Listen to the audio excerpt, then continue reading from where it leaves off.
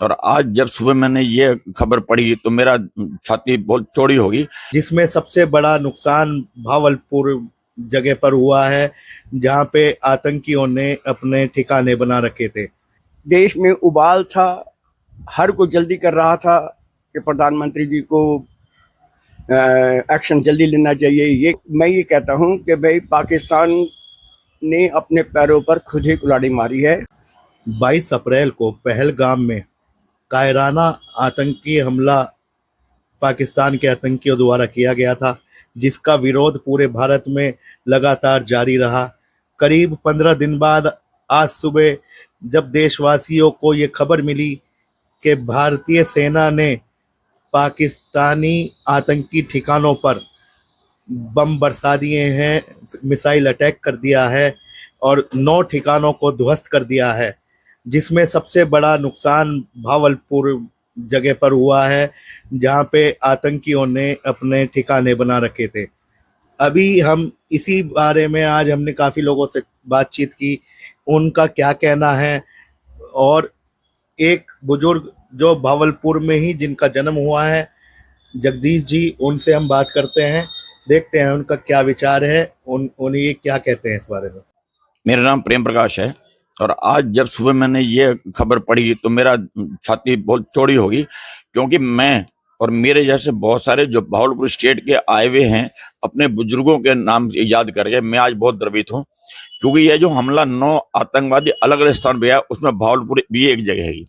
जैसा मैंने अपने बुजुर्गों के मुंह से सुना था कि भावलपुर स्टेट में भारत के विभाजन के समय जो वहां से लोग, हमारे बड़े बुजुर्ग लोग वहां से सब कुछ लूट पीट के आए थे और वो आगे खाली मुजफ्फरनगर में नहीं रहे, वो अपने राजपुरा में, दिल्ली नरेला में, ग्वालियर में, भिंड में, मुरैना में, राजपुरा, पटियाला, पंजाब, जहां जिसे जैसी जगह मिली वहां उन्होंने अपना स्थान बना लिया और सब कुछ छोड़ के आए थे। उसके बाद उन्होंने यहाँ इतनी व्यवस्था करी, जैसा मैंने अपने बुजुर्गों के मुंह से सुना था कि वहाँ की, जब मैं छोटा था उनके पास बैठता था, वो मुझे बताते थे। उनके अंदर नाना जी श्री हेमराज सिधाने जी, उत्तम चंद शर्मा जी, रामचंद्र वकील जी, पंडित लेखराज जी, श्री लेखराज पोपले जी, श्री भगत राम जी, श्री केवल राम जी, हमारे टोपन दास जी, डॉक्टर भूलचंद जी, मोटन दास जी और मेरे पिताजी चतुरसेन जी, ये जब बैठते थे वहां की चर्चा करते थे कि वहां उन्होंने कैसा वहां भयावह दृश्य देखा और वो दृश्य देख के यहाँ आके स्थापित करे।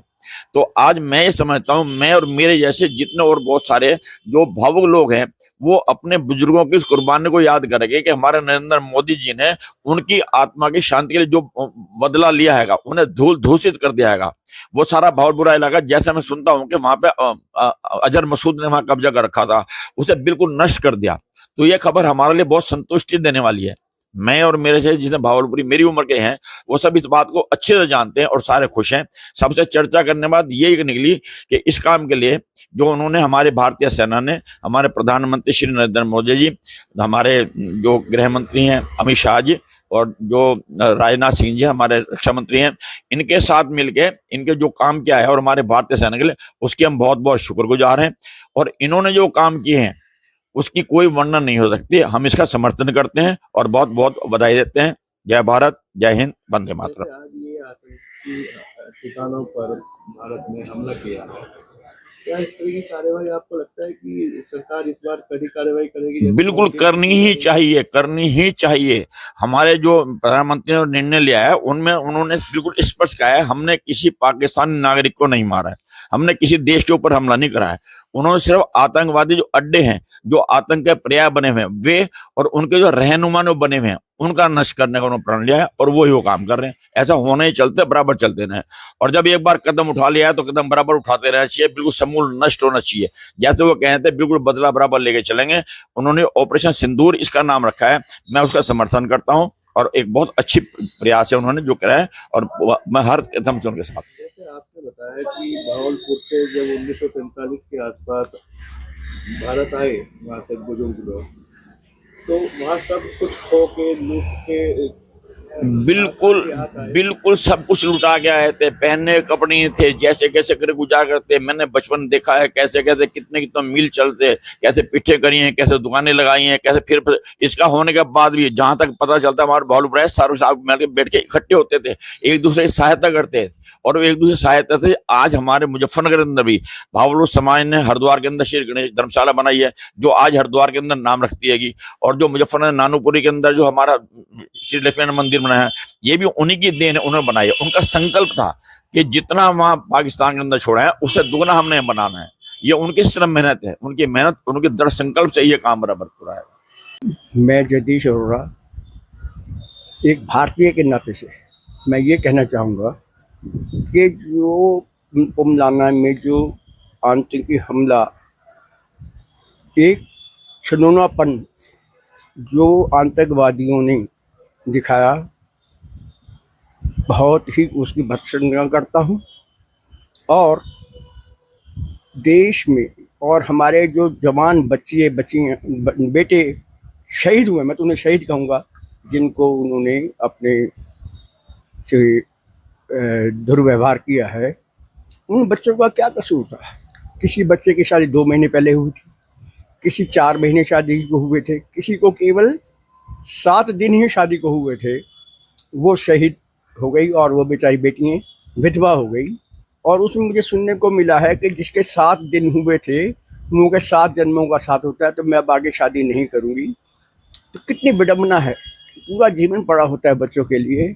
ये बहुत ही घृणा कांड किया था, परंतु देश में उबाल था, हर कोई जल्दी कर रहा था कि प्रधानमंत्री जी को एक्शन जल्दी लेना चाहिए, ये करना चाहिए। लेकिन भाई प्रधानमंत्री जी को भी एक्शन लेने में सब सोचना पड़ता है, छोटा मोटा कार्य नहीं है। समय आज 15 दिन ज़रूर गुजर गए हैं। जो उन्होंने रात कार्यवाही की है, उन बच्चों के माँ बाप या ससुर ये भी कह रहे हैं कि हमारा मन संतुष्ट हुआ। हमारे देश ने हमारे बच्चों के बदला लेने के लिए तैयारी कर ली है। और ये घृणा कांड उन्हें इतना महंगा पड़ रहा है और पड़ेगा, अभी तो कुछ भी नहीं हुआ, आगे भी होने जा रहा है। तो मैं ये कहता हूँ कि भाई पाकिस्तान ने अपने पैरों पर खुद ही कुल्हाड़ी मारी है। और आतंकवादी, अच्छा हुआ इसी बहाने आतंकवादियों के ठिकाने जो कि काफ़ी समय से उगल रहे थे, कर रहे थे, उन्हीं ठिकानों पर निशाना किया गया, पब्लिक पे कोई निशाना नहीं किया गया। ये हमारी सरकार की बहुत बड़ी विशेषता है, मैं उनकी प्रशंसा करता हूँ। और मैं ये चाहता हूँ कि ये एक्शन अभी पूरा होना और चाहिए, और वो कर भी रहे हैं, मेरे कहने से नहीं होगा, वो सरकार कर भी रही है। लेकिन सरकार का विश्व को हिसाब को देखना होता है, उस प्रकार से चलना होता है, वो उस प्रकार से चल रहे हैं।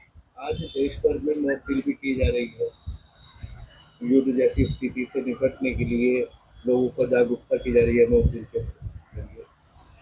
मुझे सन 71 भी याद है, मुझे सन 62 चाइना का युद्ध भी याद है। सन 62 में जिस वक्त हमारा देश में नेहरू जी को फालिज भी यहाँ पे पड़ा था कि चाइना ने चुपके से हमला कर दिया था, उस वक्त हमारे देश की जनता निकल के बाहर आ गई थी। और जब भारत ने कहा जो कोई जीना चाहे तो दे, तो मैं जवान था, बच्चा था, पिताजी के साथ काम करता था। पिताजी ने हाथ के अंगूठी भी निकाल के दान रूप में दे दी थी। हमारे हिंदुस्तानियों में देश के प्रति प्यार है, देश में निछावरता है। 1971-72 में जब बांग्लादेश बना, इंदिरा जी का साथ अटल बिहारी वाजपेयी ने इतना दिया, शायद ही को विपक्ष का नेता देवे। लेकिन आज राहुल जी भी मोदी सरकार को पूरा सहयोग दे रहे हैं। उन्होंने खूब कहा है कि हम हमेशा आपके साथ हैं, आपने जो कदम उठाना है हम आपके साथ हैं। ये बहुत विशेषता, बड़ी विशेषता है। पाकिस्तानी सीमा पर भारतीय वायुसेना भी पूरा कर्तव्य दिखा रही है, बिल्कुल दिखा रही है। तो क्या लगता है आपको कि आने वाले दिनों में भारतीय सेना कुछ और कदम उठाएगी? बिल्कुल उठाएगी और उठाना चाहिए। वैसे तो नस्ताबूद में शब्द इस्तेमाल करूं तो ये अच्छा नहीं है पाकिस्तान के लिए, लेकिन पाकिस्तान इतना कमज़ोर हो जाएगा कि कई सालों तक उठने वाला नहीं। अव्वल तो एक बटेगा, जैसे हालात हैं। मेरे व्यक्तिगत राय है तो इसमें, क्योंकि उनके पाकिस्तान के अंदर भी बगावत बहुत ज़्यादा बढ़ी हुई है, पंजाब में भी हो चाहे बलूचिस्तान में हो, तो वो भी अलग होना चाहते हैं। और पीओपी को जैसे हमारे गृह मंत्री जी ने भी कहा है कि हम लेके दिखाएंगे, हम करेंगे, वहाँ वो भी अभी न्यूज़ में देख रहा था, अभी वो माफ़ी मांग रहे हैं पीओपी वाले। तो मैं ही समझता हूँ ये तो पाकिस्तान को नस्तानाबूद हो जाएगा, और ये जो भी भारत सरकार कर रही है बहुत अच्छा कर रही है। जैसे जगदीश जी, आपका जन्म भागलपुर में ही हुआ, भावलपुर में हुआ। तो आप क्या हमारे दर्शकों के साथ हमारे साथ साझा करना चाहेंगे? आप कितनी उम्र थी आपकी जब वहाँ आपका जन्म हुआ, वहाँ से आप यहाँ आए? मैं लगभग 5 वर्ष का था केवल, परंतु पिताजी के साथ रहा हूँ व्यापार में। छोटी उम्र में पिताजी के साथ आ गया था, और मुझे सारी बातें वहाँ की पता है। जब हमने देखा वहाँ, हम 15 अगस्त से 6 महीने पहले ही बाई शिप आए थे। कैसे आए थे ये भी मैं आपको बताने जा रहा हूँ। जब वहाँ उग्रवाद बढ़ता हुआ देखा, जैसे उत्तर प्रदेश में मुजफ्फरनगर, इधर तो हरियाणा पड़ता है और इधर उत्तराखंड पड़ता है, इसी प्रकार जो भावलपुर स्टेट में हम जिला रईस गाजी खां था, और उसमें भुंग गांव था। हम गांव में रहते थे, लेकिन संपर्क अच्छा था। तो वहाँ के नवाब ने पिताजी से कहा कि भगत राम जी, मैं आप भागू राम जी कहा करते थे उन दिनों में, कि मैं आपके अपनी गाड़ी, घर की गाड़ी दे रहा हूँ, आपको ही छोड़ आएगी, आपको कोई तकलीफ नहीं होगी, चाहे आप वापस भी लेना चाहेंगे तो आपकी मन्नत आपको मिल जाएगी। लेकिन ना ऐसा सोचा था ना कुछ है। दादी थी, हम पूरा परिवार उस में बाई शिप आने के लिए आ गए। एयर पानी वाला जहाज में बैठने लगे, तो वहाँ पे एक ने कह दिया जी मुझे काफिर कहा है। तो तलवार वगैरह निकाले। पिताजी ने समझाया, भाई जब हम सब कुछ छोड़ के जा रहे हैं तो हम गलत शब्द क्यों बोलेंगे। तो वहाँ से आके हम बड़ौदा उतरे। जो लोग वहाँ से निकले थे, या तो रायपुरा, ग्वालियर, धुलिया और बड़ौदा में मिलिट्री का कैंप था, वो हम लोगों को दिया गया। उसके पश्चात हमारे कुछ लोग हरिद्वार आए हुए थे, तो मुजफ्फरनगर आ गए, कहा वापस नहीं आना, आप वहीं नहीं। यहाँ से पता लगा मेरे रिश्तेदारों के द्वारा कि मुजफ्फरनगर एक अच्छी मंडी है, कंबल का काम होता है, गुड़ का काम है, बड़ी मंडी है। तो बड़ौदा से हम लोग यहाँ पे आ गए। यहाँ पे जब आए, जहाँ आज मुजफ्फरनगर बुलेटिन है, इसे लियाकतगंज के नाम से कहा जाता था, यहाँ बसाया गया। कुछ लोगों को स्टेशन के पास के क्वार्टर बने हुए थे, वहाँ पे बसाया गया, और कुछ लोग ने किराए पे भी आके रहे। मोती महल में भी, छतरे वाले कुआं पे भी, हम भी छतरे वाले कुआं पे रहे थे। तो इस प्रकार से हम लोगों ने मेहनत की, और भगत सिंह रोड पे फड़ी तक लगाई। चीनी मंडी से ले आते थे, बोरिए कंधे पे रख के, और यहाँ आके चीनी बेचते थे। तो उसके चंद रोज बाद, आज से 15 साल पहले, मैं और मेरे साधु राजपुरे के हैं, हमने देखा चलो भाई पाकिस्तान चलते हैं, देख के आते हैं, पासपोर्ट है, सब कुछ है, देख के आएंगे क्या स्थिति है वहाँ पे। परंतु मेरा तो जाना नहीं हुआ, मेरे साधु साहब गए। जो भी वहाँ उन दिनों के बाद पुताई तक नहीं हुई थी, इतने बुरे हाल थे। कितने साल बाद? ये आज से 15, मैं ज़्यादा 15 साल होंगे पहले। तो वहाँ पे जितनी खुशहाली वहाँ से यहाँ पे आने के बाद हुई है, इतनी खुशहाली वहाँ ना हो पाती। उसके बाद जब उन्होंने वही ये उसी वक्त कर रखा था, ये उन्हीं लोगों के तो काम थे, उन्हीं लोगों के कार्यस्थानी थी, और उन्होंने वहाँ कब्जे कर लिए। जो लोग हम निकल के आए, उस जगहों पे सब कब्जे कर लिए गए, और उग्रवाद बढ़ा। पाकिस्तान उग्रवाद को कम नहीं कर सका। बढ़ता ही रहा। यही कारण था निकलने का।